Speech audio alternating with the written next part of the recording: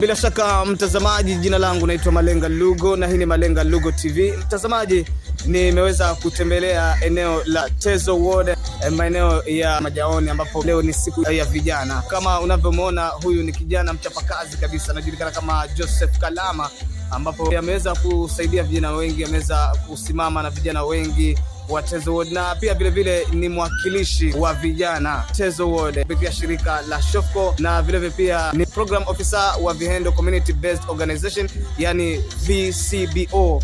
Na bila shaka ameweza kusimama sana na vijana kuhakikisha kwamba vijana wa eneo hili la Tezo Ward wanapata mafunzo, na kupitia hii Vihendo Community Based Organization ama VCBO imeweza kuleta program ya mafunzo ya vijana, na ndipo unaona hapa, na leo ni siku yao ambao wameweza kumaliza mafunzo haya. Leo ni siku yao ya kuweza kufunga haya mafunzo, ama wanasherekea sasa ushindi wa jinsi gani walivyopata mafunzo mazuri kabisa kupitia Vihendo Community Based Organization, kushirikiana na Swahili Port Hub, na vile vile pia wameweza kushirikiana na Shofco. Kwa hivyo leo ndio siku yao ambao wanafunga mafunzo haya ama wanasherekea. Wameshamaliza sasa. Vijana, wasichana kwa wavulana wako hapa. Na vile vile pia ukiangalia hapa niko na muasisi mwenyewe wa hii Vihendo Community Based Organization, yani mwanzilishi, na tutakuwa tunazungumza nao moja kwa moja mtazamaji. Labda pengine nianze na muasisi wa Vihendo Community Based Organization. Kwa jina unaitwa nani?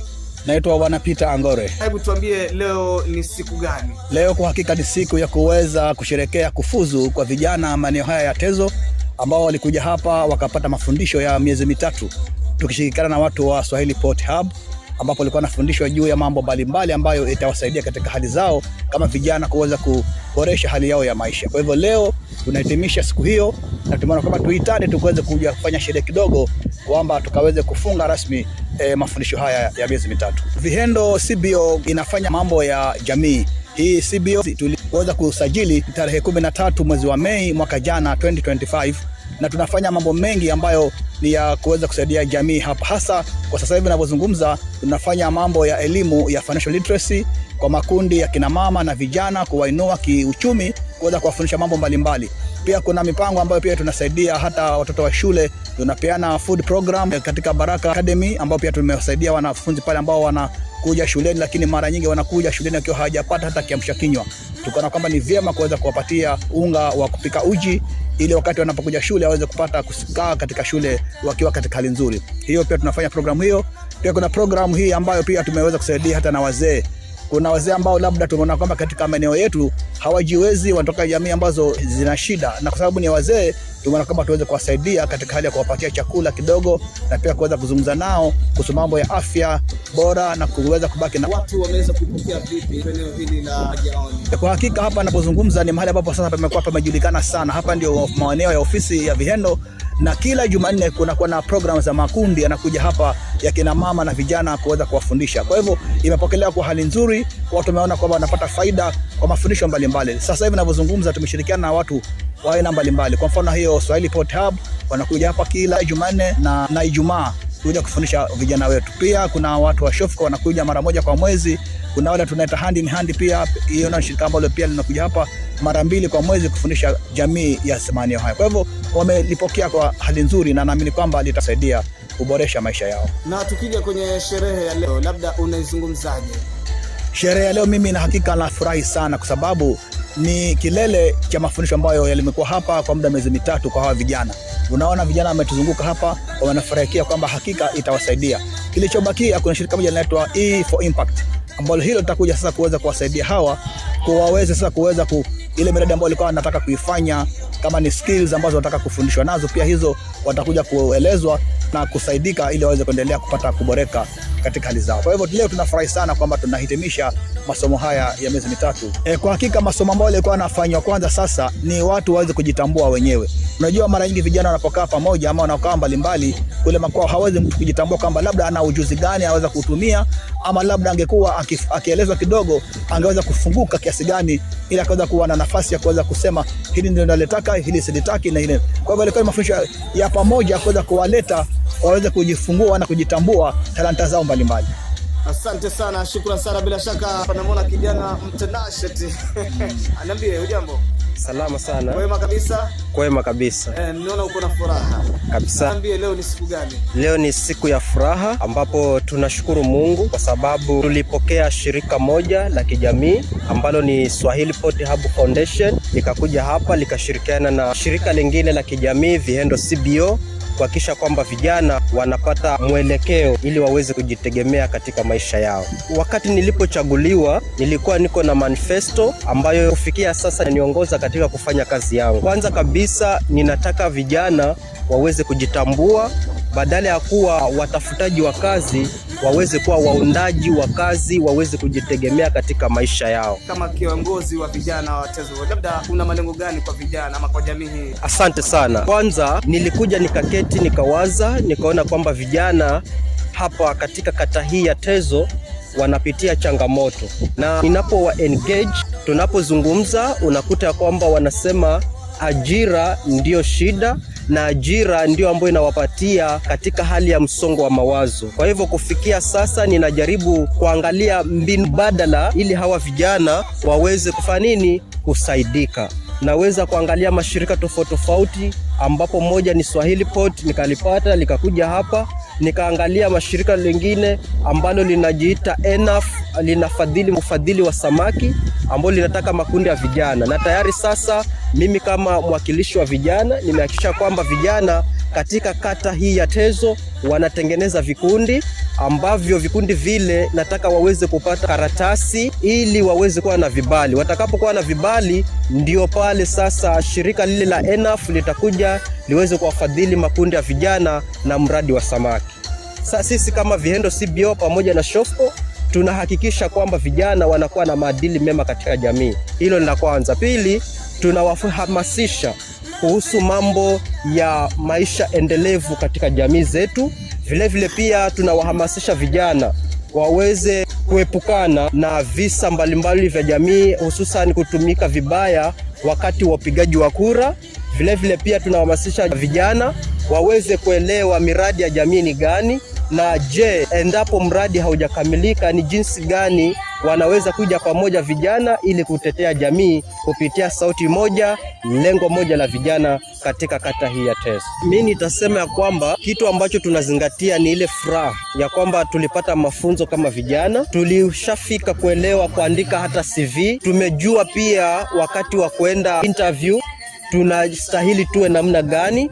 Vile vile pia tumepata kujitambua katika challenges zetu kule majumbani. Unajua vijana wengi hawawezi kuongea shida zao, lakini tunapokuja pamoja kama hivi Swahili Port, Shofco pamoja na Vihendo walivyoweza kuleta vijana pamoja na vijana wenyewe wakafunguka, ndiyo siku ya leo ni sherehe, kwa sababu tulijifunza mambo mengi, na sahihi chenye ambacho vijana wanatarajia ni kwamba wakaweze kupata mafunzo ya kozi tofauti tofauti, endapo ni tailoring, masonry, hairdressing, driving atafanya.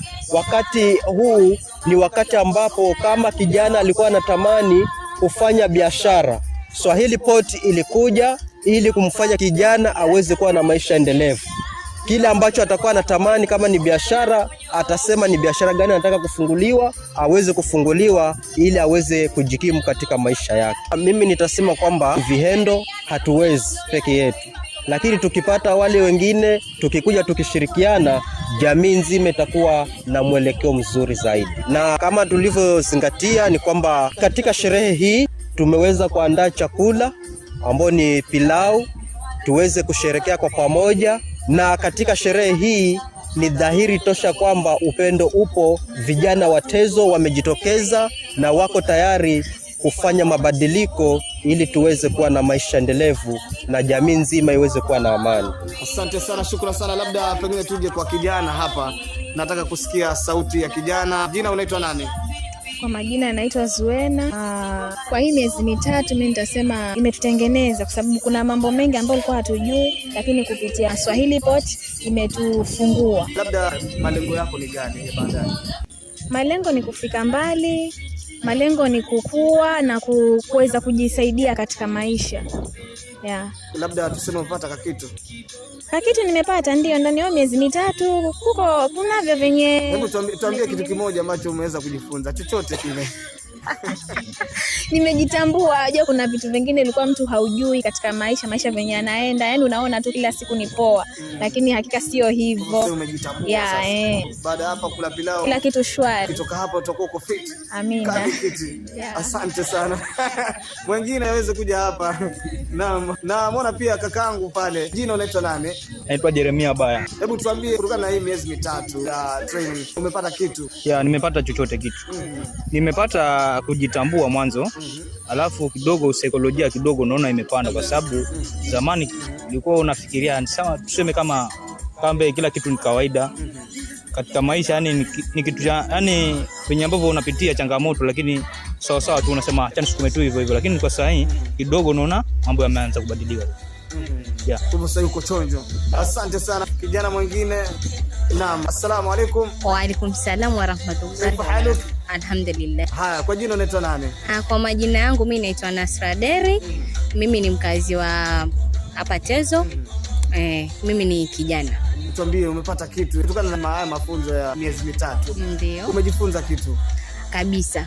Ni kitu gani ambacho chochote ambacho nakumbuka? Katika hii miezi mitatu alhamdulillah nimejifunza mambo mengi. Kwanza nimejitambua mimi ni nani. Na pili nimejitambua mimi kama kijana nafaa kufanya kitu gani, nafaa kufanya uamuzi gani katika maisha yangu. Nimejitambua mimi kuna vitu vingi hapo nyuma sikuwa navijua, lakini kupitia hili shirika la Vijana Thrive tumejifunza mambo mengi. Tumeona challenges na tunajua jinsi ya kuzihandle katika maisha. Nimeona pale mnapika, mnafanya mazagazaga, mazigiziga. Labda tuambie leo umetuandalia nini?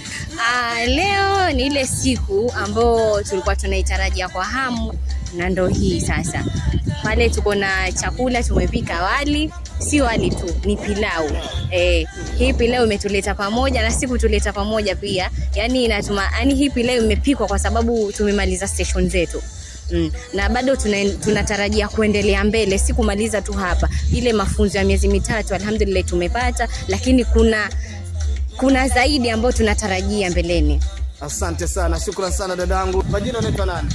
Kwa majina naitwa Susan Natasha Kazungu. Mimi ni mkaaji wa hapa Tezo. Labda pengine kuna chochote ambacho umejifunza kutokana na mafunzo haya miezi mitatu? Katika mafunzo ya miezi mitatu nimejifunza vitu vingi sana.